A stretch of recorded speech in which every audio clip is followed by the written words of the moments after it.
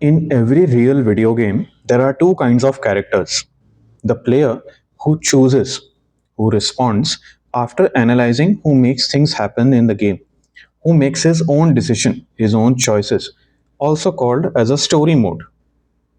Now, the other character is the NPC character, the non performative character, who walks the same path, sways the same lines, who runs the exact same script like a parrot, regardless of whatever happens around him. You can hit that NPC character, you can twist that character, you can run circles around that character. It will not make a difference because that NPC character is programmed to just perform and function whatever that character wants to perform and function. Now, ask yourself something uncomfortable this week. How many of your reactions, your opinions, your thoughts were actually your own? And how many were just the manuscript, the programming? The programming fed into you since the moment you were born, since the moment you were a child. Now, in today's video, I'll be talking about something most people will never actually test in themselves. Something which most people will never realize also, that whether they are awake or running on an autopilot programmed conditioning operating system which was built by other people, society, and deeply coded into their minds. I'm going to give you 5 questions, real ones. Answer them honestly in your head as we go, because by the end of this video, you'll know, not guess, know for a fact whether you're the actual player of your own life or just running around someone else's programming. This is the composed mail. Let's get into it. Let's go. Now, how the NPC actually works, how this NPC individual or how this NPC man performs. First of all, let me be clear about what this actually means, because it's not an insult. It's not about intelligence. It's not about capability. Neither it is a measure of success also. So what does this NPC actually means? Why is it bad? It's not a good thing. Now, nobody starts awake. Nobody starts aware. Every human being begins their existence running on inherited programming and on inherited code. Now, where does this inheritance come from? This inheritance comes from family, school, culture, the country or the region where you live around the world, religious beliefs, also in many cases, shared thoughts, opinions, whatever was fed to you, whatever was programmed into you since your childhood. The question was never about whether you got programmed or not. Everyone does. So the answer is yes. Everybody has a programming, everybody is fed some things, everybody is programmed in a certain way, everybody is told to follow certain things in their childhood when they are young and after they are born, things like that. It's normal. The question here in this video comes to is whether you ever went back ever and audited it, analyzed it, assessed yourself whether your thoughts are actually your own or you have rented them from somewhere else, right? Here's why it happens. Your brain treats independent reasoning and logical deduction as too much work.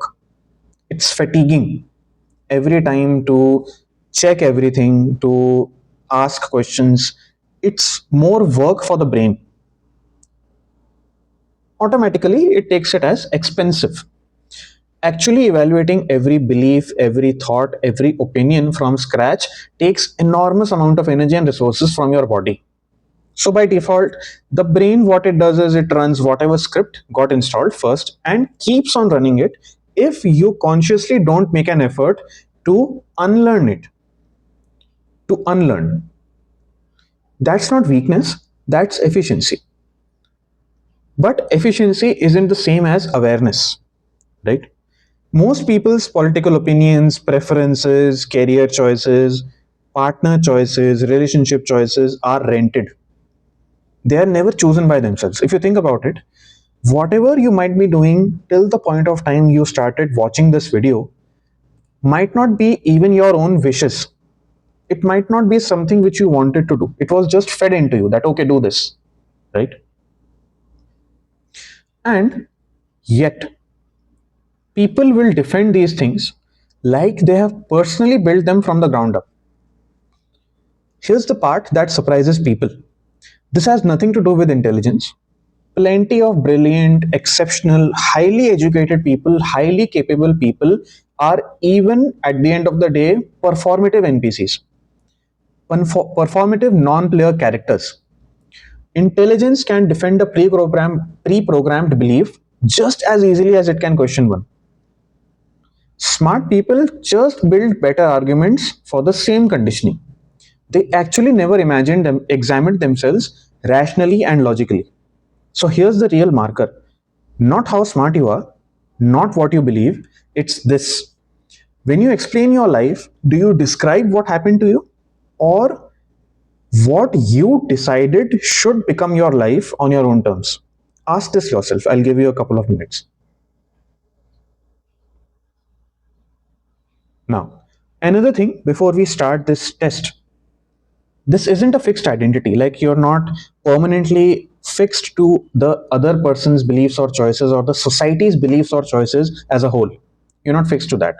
It's not a bracket you're permanently placed into, it's a frequency, and frequencies can be changed. The result of the rest of this video will be the exit door for you, so please listen to me and please understand very, very carefully. Now, coming to the 5-step test. Here are the 5 questions.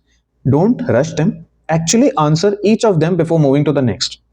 So, test 1, the opinion origin test. Pick a belief you hold strongly right now in your head. Okay. Now, trace it back. Where did it actually come from? Ask yourself.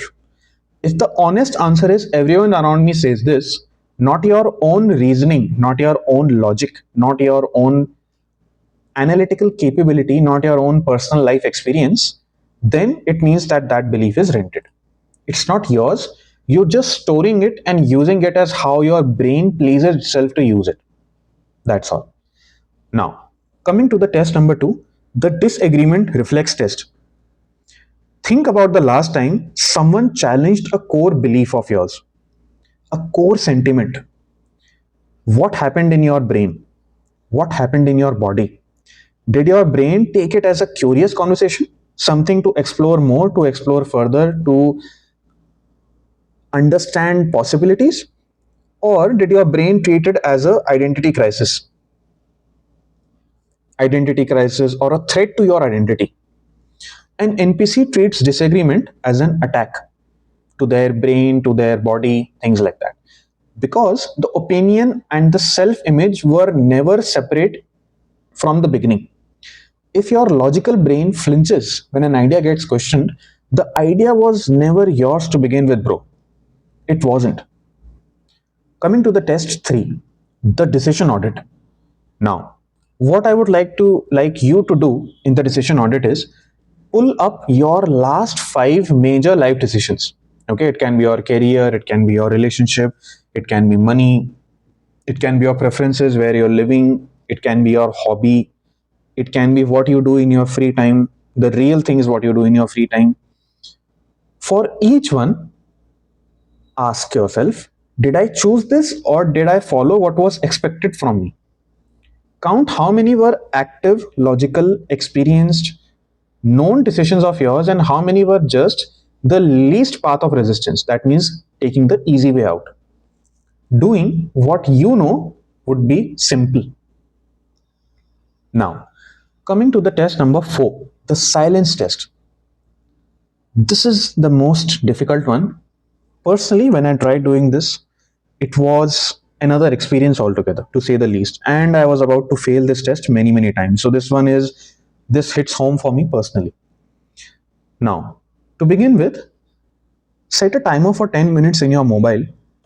No music, no using the phone continuously, no input of any kind, just the timer. Okay. Even now, at this point, I would say if you can sit down comfortably with your eyes closed, that would be even better. Now, let me know in the comments below. After you do this, how does it feel? What do you experience? Let me know. If it feels unbearable in the first instance, because to me, Myself also personally, it did feel unbearable. Pay attention to the why are you not, or me also for that matter, why are we not able to sit with ourselves, with our own heads, with our own brains for just 10 minutes? That's it, just 10 minutes. Now here, the differentiating factor between an NPC and in a high value man, in a high value guy, is that the NPC's mind produces anxiety in to fill in the empty space and the silence, because it never built an internal narrative of its own. It depends on outside noise just to feel like they belong and that there is some meaning. Now, coming to the test number 5, the counterfactual test. Here, take that same belief from test 1 and ask yourself, if I had been born into a different family, maybe a richer family, maybe a different surname, maybe a different religion, a different country also for that fact, a different time, under different circumstances, would you still hold the exact same belief which you finalized in the test 1? If the answer is no, then I'd believe whatever everyone, if the answer is no, and that you would believe whatever everyone around me was doing instead of coming to your own brains and your own reasoning and your own logic, then that belief is a product of rented program. Score yourself very, very honestly on all these things. Like, take your time, keep pausing this video as you see it, keep checking the things that I'm telling you to check. If most of those landed uncomfortably close, they're not broken, it's not unusual. But what you're describing is the majority of the population in today's date, in 2026. This is the starting coordinate, not a verdict. Now, here's the uncomfortable part nobody wants to say out loud. This video also could be programming you right now. Maybe even I'm programming you right now. We don't know. You're watching a stranger on the internet telling you what counts as awake and what counts as programming, right? So, I am not telling you to believe me also. Check these things yourself, analyze these things yourself, take your own example, your own life example, your own personal examples, and then let me know what did you find in the comments. So apply test number 5 to this video also. If you had never seen this channel, would this idea ever occur to you? Yes or no? If the answer is no, good. That means you just use your own reasoning to question the thing, telling you to use your own reasoning. That's the actual door. Not believing me, doubting correctly, doubting in the right manner, questioning everything that you see around you and being shown to you, not just, consuming yourself in mindless scrolling or consuming yourself in, pop-ups and ads, not doing that. Now, knowing the test isn't the same as escaping the pattern. Having awareness and having knowledge is the starting point, the point number 1 where you begin from. Here's what actually moves you out of it. Now I'll tell you.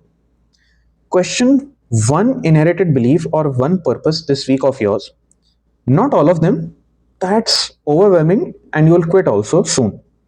Pick one thing that you've never actually examine it properly. Where did it come from? Does it hold up?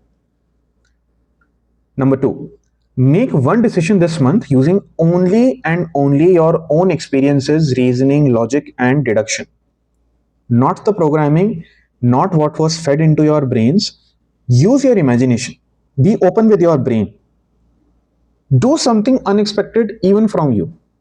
Now, I'm not suggesting anything negative, right? Don't take it the other way. Don't harm anybody. Don't cause any havoc in society. But still make a decision which would be opposite of your programming, opposite of your experiences, no, not experiences, opposite of what you would do usually in that scenario. Then audit it afterwards like we did it in the test 3 previously. Did you actually choose or did you just follow the path again? Let me know. Now, build a tolerance for silence. Even 10 minutes, this is how you build an internal narrative instead of borrowing one. To be very honest with you, Let me tell you, actually, it's very, very uncomfortable initially. Even for you also, it's uncomfortable. Even for me also, it's uncomfortable. But the discomfort is the muscle developing. The discomfort is the actual growth. Here, I would recommend gradually increasing it. Start from 10 minutes, then gradually take it to 15, then gradually take it to 20, then gradually take it to 25.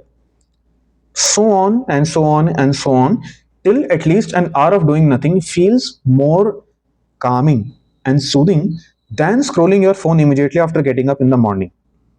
The silence should be the dopamine for your brain, not the other way around. That's it. Not a personality overhaul, three small audits, repeated and compounding.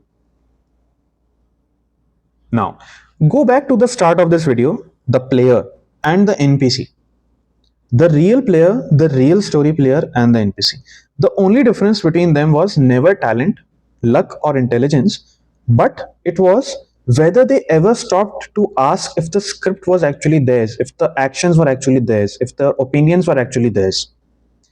You don't need to overhaul your entire life today only. You just need to question one thing at a time every week that you have never questioned before. That's the whole exit door right there. The process. The process. If this is the kind of thinking you want more of, this channel is existing for exactly that purpose. Discipline, clarity, and daily growth. Subscribe if you want to keep building it. This is the composed meal. I'll see you in the next one. Bye bye. Take care.